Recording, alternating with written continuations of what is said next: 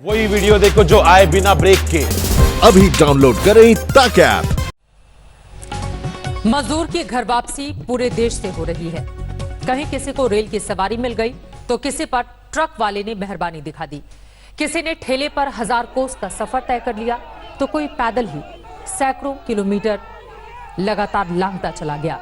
देश के अलग अलग हिस्सों की ये 6 तस्वीरें आपको दिखा रहे हैं। कहीं बस नहीं मिली, कहीं रेल नहीं मिली, लोग पैदल ही सड़कों पर अलग अलग हिस्से से।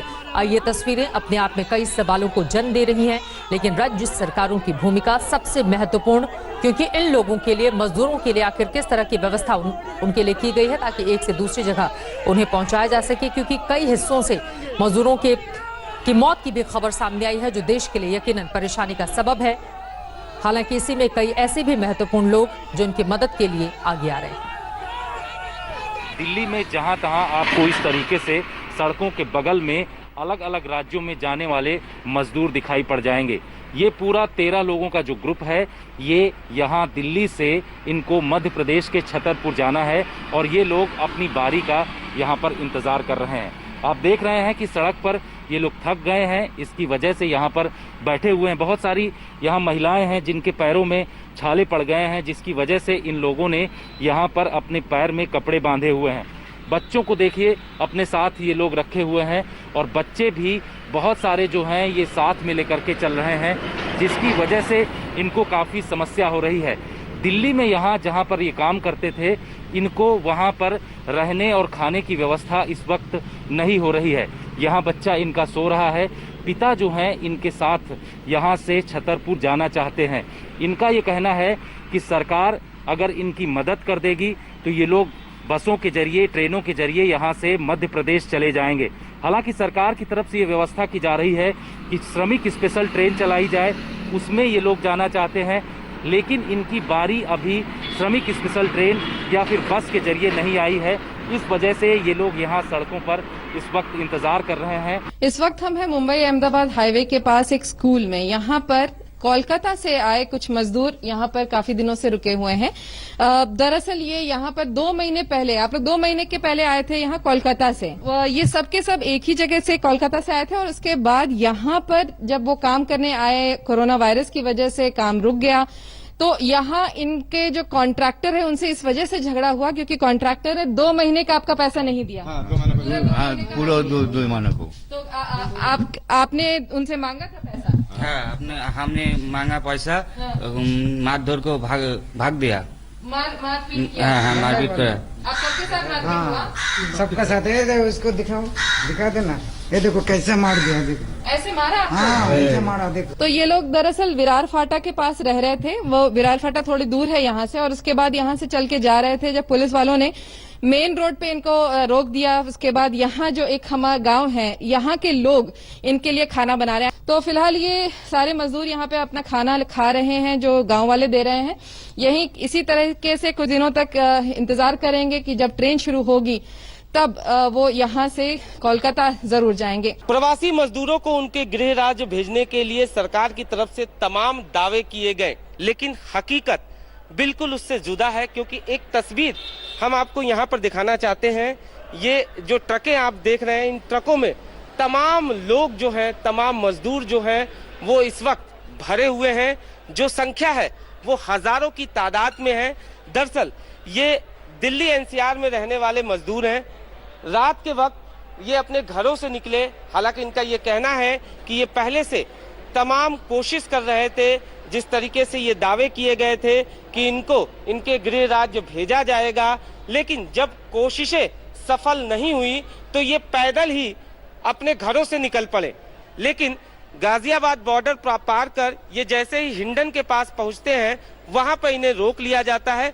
उसके बाद वहां जो पुलिसकर्मी होते हैं वो इन ट्रकों में इन तमाम लोगों को भरकर इन्हें वापस बॉर्डर पर छोड़ने की हिदायत देते हैं। आप देख सकते हैं किस तरीके से तमाम ये लोग हैं, महिलाएं भी हैं, तमाम मजदूर हैं, किस तरीके से यहाँ पे सोशल डिस्टेंसिंग हो नहीं पा रहा क्योंकि संख्या ज्यादा है।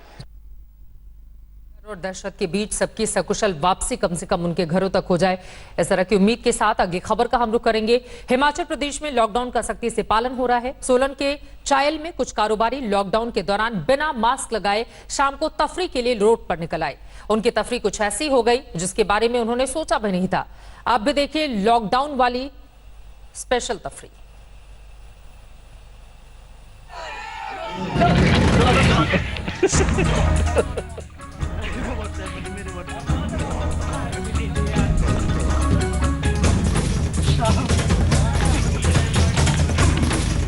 सोलन के चायल में ये आधा दर्जन दुकानदार लॉकडाउन से आजीज जाकर शाम को ताजी हवा खाने घर से निकले थे।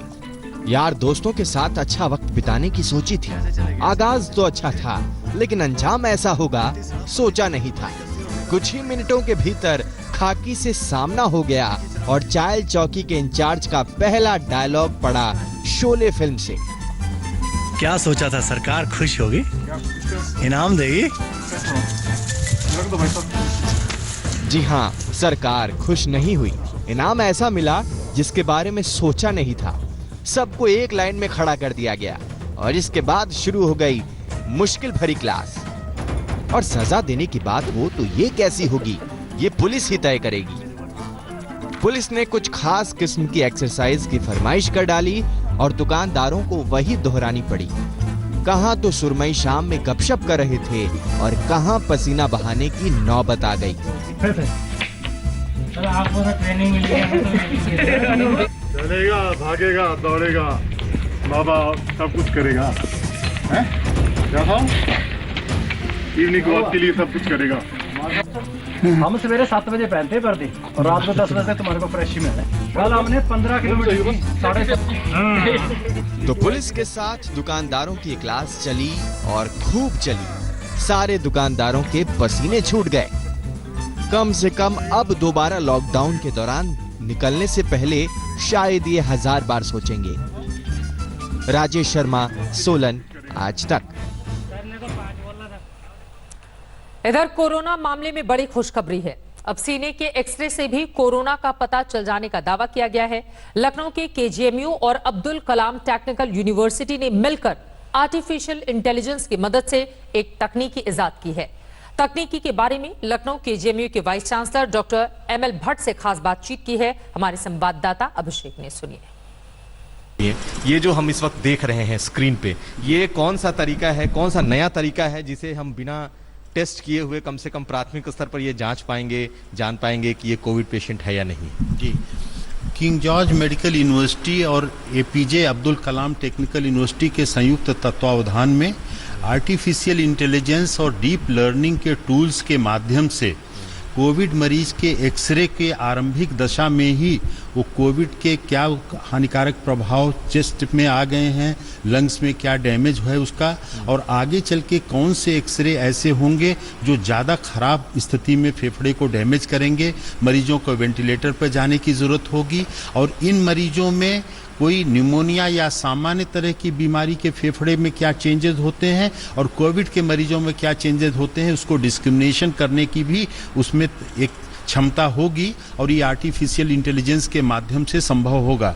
आर्टिफिशियल इंटेलिजेंस की जो स्ट्रेंथ है, एक पीजे अब्दुल कलाम टेक्निकल यूनिवर्सिटी में डॉक्टर दत्ता हैं, प्रोफेसर विनय पाठक जी की पूरी टीम है वहाँ पर। हम लोग क्लिनिकल पेशेंट्स के हजारों की संख्या में एक्सरेज उनको उपलब्ध कराएंगे। उन एक्सरेज के माध्यम से एक प्रेडिक्टिव मॉडल वो बनाएंगे।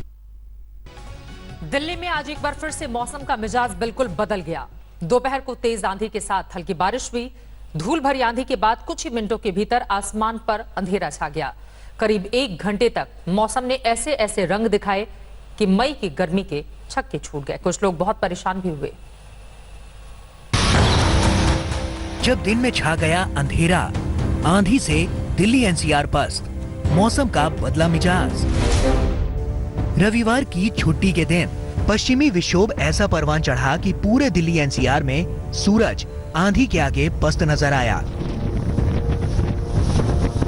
पहले 50 किलोमीटर की रफ्तार से हवा चली और फिर देखते ही देखते आसमान पर अंधेरा छा गया। हवा की रफ्तार इस कदर ज्यादा थी कि सड़क पर चलना दूभर था। मौसम में अचानक ये बदलाव जो है, जिस तरीके से इस वक्त लॉकडाउन है और सड़कों पर गाड़ियां कम चल रही हैं, जाहिर सी बात है ऐसे में पोल्यूशन का रेट जो है वो कम हुआ है। कहीं ना कहीं ये एक वजह इसकी मानी जा रही है, क्योंकि अमूमन देखा जाता है खासतौर पर मई के महीने में दोपहर के 12 बजे के आसपास इस तरीके से जिस मौसम में बदलाव कम देखने को मिलता है। गाजियाबाद में भी आंधी अपने पूरे रंग में थी। सूरज यहाँ भी दुबका था। आज की आंधी का एक असर ये होगा कि आने वाले शुक्रवार तक पारा 40 डिग्री का आंकड़ा नहीं छू पाएगा, यानी कम से कम 5 दिन तक आप मई वाली तेज गर्मी की मार से बचे रहेंगे। राम किंकर सिंह के साथ अनुज मिश्रा, दिल्ली आज तक। नमस्कार, मैं हूं अंजना ओम कश्यप। हमें उम्मीद है ये वीडियो आपको पसंद आया होगा। लेटेस्ट खबरों के लिए यूं ही देखते रहिए आज तक, और इस वीडियो के पसंद आने पर लाइक, शेयर एंड सब्सक्राइब करना ना भूलें।